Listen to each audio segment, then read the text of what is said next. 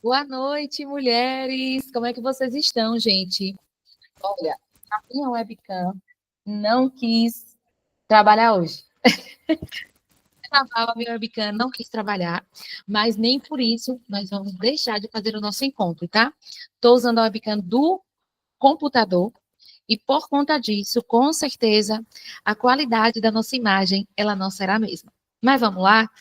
Vocês topam fazer comigo mesmo assim? Gente, que imagem é essa? Mas, enfim, né? Eu não vou ficar sofrendo com isso, não, porque senão a gente não avança.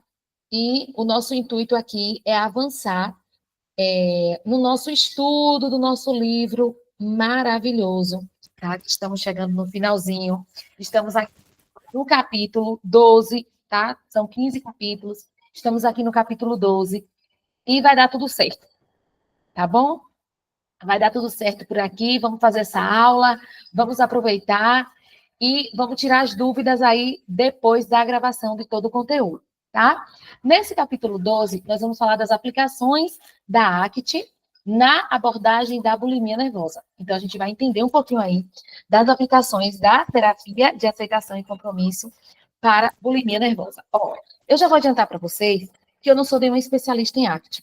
Então, eu vou trazer o resumo breve mesmo do capítulo, mas todos os detalhes de intervenção, o estudo de caso que tem no próprio capítulo, a gente vai precisar fazer essa leitura e a gente vai discutir um pouquinho aqui no final dessa aula. Combinado assim? Como a gente sempre faz, tá? Então, o que é que você vai saber aqui nessa aula de hoje? O que é a ACT, o que é a terapia de aceitação e compromisso. Nós vamos aprender um pouquinho também e entender sobre o contextualismo funcional como base filosófica aí dessa teoria, tá?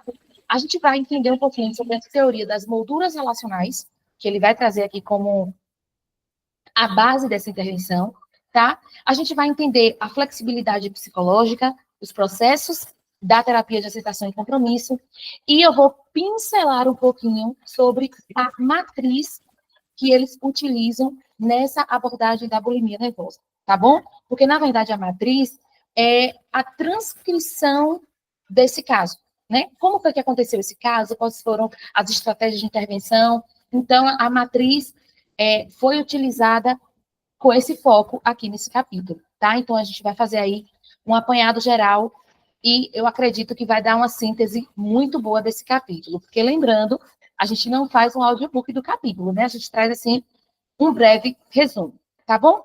Então, neste capítulo, a ideia do autor foi apresentar apenas um ponto de vista da ACT, né? Em relação a alguns problemas de alimentação. Por quê? Alguns problemas. Porque, na verdade, quando o autor ele vai contextualizar da aplicabilidade da ACT para a bulimia nervosa, eles são princípios comuns que a gente pode estender para outras demandas alimentares, né? Mesmo quando esse comportamento aí problemático do paciente, ele pode variar um pouco.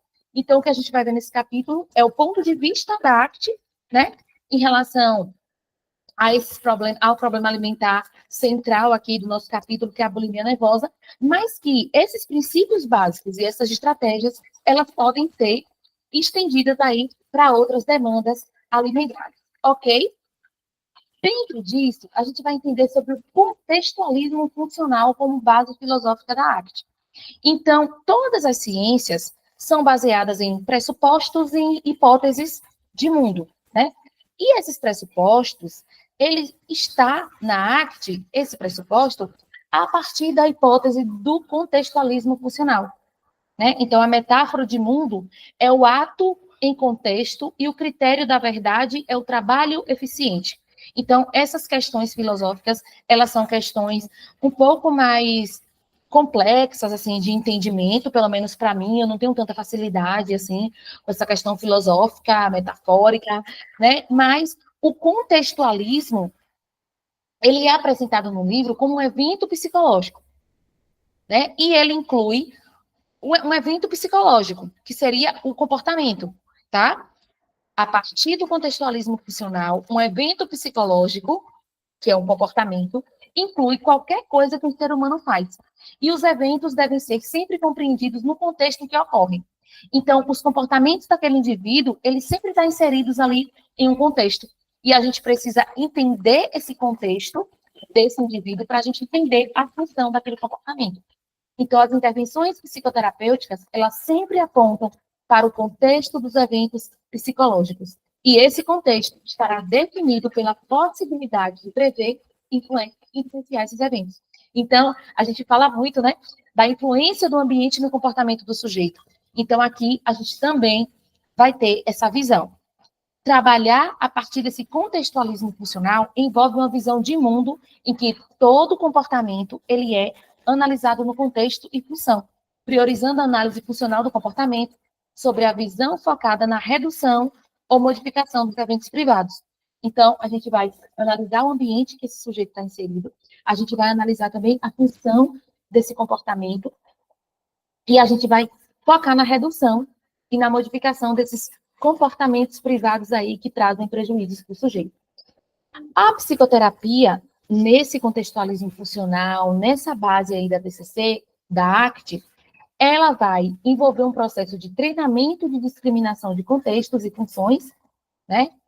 Quais são os contextos, qual é a função daquele comportamento em cada contexto, a fim de estabelecer contextos facilitadores de vida orientado para o que é importante para o sujeito. Então, a ACT, ela vai trazer bastante essa visão do que é importante para esse sujeito. O que é que faz mais sentido para ele? Ele está caminhando em direção do que é importante para ele? Então, a gente vai fazer essa análise a partir dessa visão. Dentro da ACT, a gente vai trazer o trabalho das molduras relacionais, né? Por quê? Porque dentro desse trabalho terapêutico da ACT, está baseado, a ACT está baseada muito dentro dessa filosofia e linguagem proposta pela teoria das molduras relacionais. A partir dessa teoria, o que é essa teoria? O que ela pressupõe, né? Ela pressupõe que os problemas que os clientes trazem à terapia são, em grande parte, o resultado de viverem um mundo intensamente verbal, né? Enfraquecer o impacto de determinados contextos verbais sobre o comportamento humano é um dos principais objetivos da arte. Dessa forma, aumenta-se a flexibilidade nos repertórios comportamentais do cliente, que seria a flexibilidade psicológica. É a gente pensar de um modo diferente em relação àquilo que a gente traz, né? Em relação àquela situação, né? Esse evento, esse resultado, né? Esse pressuposto, essas questões, esses problemas que os pacientes trazem, eles estão muito relacionados a isso, né? Às situações, aos problemas que esses indivíduos, eles apresentam. E flexibilizar esses repertórios comportamentais do cliente, do paciente, do consulente, seja lá como você traz, né?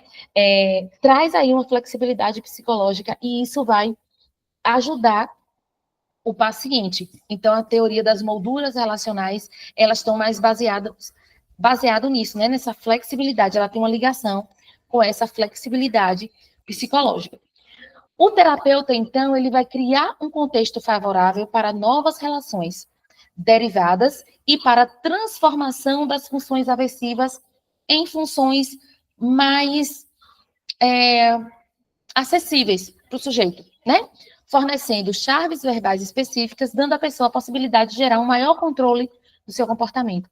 Então, a gente vai desenvolver habilidades, a gente vai trazer novas estratégias dentro dessa teoria para a gente poder munir o nosso paciente de novos repertórios, né? A flexibilidade está muito relacionada a isso, tá? Dentro dessa flexibilidade psicológica, porque o que é a flexibilidade psicológica que ela traz para a gente, né? Ela é uma possibilidade ativa desse indivíduo entrar em contato com experiências no momento presente, de forma consciente e sem defesa, baseado naquilo que é importante. Por que eu vou flexibilizar? Como eu vou flexibilizar? Baseado naquilo que é importante para mim, tá? Então, a partir do ponto de vista da arte, o comportamento problemático nos transtornos alimentares, ele tem a função de ajudar essas pessoas a escapar de experiências anteriores aversivas. Então, o que é que eu vou fazer com a flexibilidade psicológica? Eu vou fazer com que esse paciente ele entre em contato com essa experiência naquele momento presente, e de forma consciente, a gente vai ali fazendo com que a pessoa, ela viva aquele momento presente, e a gente vá desenvolvendo possibilidades daquele paciente desenvolver outras estratégias para viver aquela situação, tá? Para flexibilizar aquela situação e para ter novos repertórios, claro, baseado naquilo que é importante para o sujeito, tá? Dentro do capítulo também, gente, ele vai trazer alguns processos da ACT, né? E aí ele vai, dentro desses processos que ele vai trazer, inclusive, estratégia de intervenção, que é baseado em um caso que ele traz aqui no capítulo, ele vai trazer os processos psicológicos como algo, como uma estratégia de intervenção. Então, é o que eu falei para vocês. O estudo do livro, o estudo do caso, ele está baseado nisso, né? Ele está baseado aqui nesses processos, tá? E ele traz também que os processos problemáticos, né? Os problemas comportamentais, eles estão relacionados aos transtornos alimentares, às demandas alimentares, baseado no seguinte pressuposto, né? Que qual é a finalidade desses problemas? O que é que tem de comum nos problemas alimentares? As pessoas, elas estão tentando escapar de experiências anteriores aversivas, né? E eles utilizam aí, na maioria das vezes, a comida, essa questão do corpo, dessa insatisfação corporal. E isso vai explicar muitas coisas dentro do tratamento de transtornos alimentares, tá? Então, os processos da ACT, ele vai envolver esse entendimento, tá? E dentro do capítulo também, a gente vai utilizar a matriz na abordagem da bulimia nervosa. E como é utilizada essa matriz? Primeiro, a gente tem que entender que a ACT é uma terapia do comportamento, né? Ela está ali dentro das terceira onda, vamos dizer assim, né? Que cabe aí uma outra discussão. Mas a ACT, ela pode utilizar intervenções baseadas em outras abordagens, né? Como a DBT, por exemplo, a gente pode utilizar. E a gente vai utilizar outras intervenções dentro da ACT, pensando em quê? Pensando na melhora do meu paciente, pensando o que é importante para o meu paciente. Então, a visão da ACT é exatamente essa. E eu queria trazer, para a gente encerrar essa aula, eu não poderia deixar de trazer para vocês, que me acompanham no Instagram, me viu compartilhando, que no finalzinho do capítulo, gente, ele traz algo tão lindo sobre a ACT, que eu queria ler para vocês, tá? Ele traz o seguinte: como observado anteriormente, a relação terapêutica é o contexto propício para o desenvolvimento dos processos básicos de ACT, tá?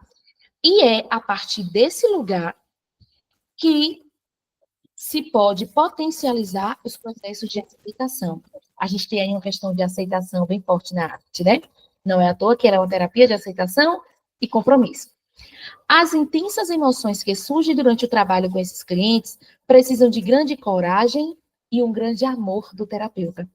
Portanto, considero que é impossível trabalhar com ACT se o terapeuta não trabalhou esses mesmos subprocessos em sua própria pessoa, mediante supervisão ou terapia pessoal. O papel da equipe e com o apoio dos mesmos também é um componente fundamental para o trabalho. Gente, amor, coragem e um grande amor do terapeuta. E isso, ele frisa, que envolve supervisão e terapia pessoal. Eu sei que muitas vezes é desafiador fazer terapia, é desafiador supervisão, são tantas demandas do consultório, porque ser psicólogo não é barato, ser um bom profissional não é barato. A gente precisa de um investimento, mas olhem para isso com mais calma, com mais objetivo, com mais prioridade. Porque para a gente se desenvolver e para a gente ser um bom profissional, a gente vai precisar de coragem e amor. Eu amei essa passagem e eu queria deixar ela aqui para vocês. tá? O nosso próximo encontro, nós vamos trabalhar o capítulo 13. Faltam só 3 capítulos para a gente finalizar esse livro de estudos. E eu quero te agradecer. Agradecer a confiança no meu trabalho, agradecer por estar aqui, agradecer por ter reservado esse tempinho aí para estar aqui aprendendo um pouquinho mais sobre a prática da TCC nos transtornos alimentares e obesidade. Te vejo na próxima aula. Forte abraço.